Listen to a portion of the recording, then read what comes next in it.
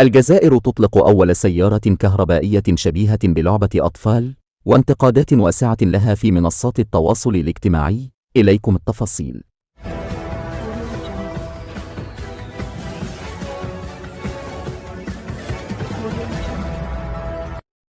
وأسدلت الجزائر الستار عن أول نموذج لسيارة كهربائية جزائرية الصنع، وتبلغ سرعتها القصوى 35 كيلومتر، وهذا ما أثار الجدل لدى رواد التواصل الاجتماعي، والتي تم تصنيعها من طرف مركز CRTI، وهو مركز البحث في التكنولوجيا الصناعية الجزائري. وأثارت صور السيارة الكهربائية موجة من السخرية العارمة بسبب حجمها الصغير وسرعتها البطيئة التي لا تتجاوز 35 كيلومتر في الساعة، ما جعل رواد مواقع التواصل الاجتماعي خاصة في الجزائر وأيضا في المغرب يشبهونها بلعبة الأطفال.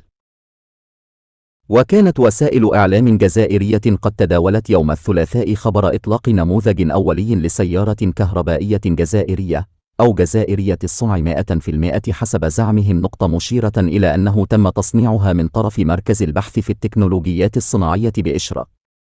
وتناقل العديد من رواد مواقع التواصل الاجتماعي مقطع فيديو وصور لهذه السيارة، وانتقدوا شكلها وسرعتها وتصميمها الذي يشبه سيارة الأطفال الكهربائية. وشبه أحد النشطاء في تعليق له على الخبر أن مثل هذه السيارات الكهربائية تنتجها الشركات على شكل لعبة للأطفال للاستمتاع بها في أوقات فراغهم.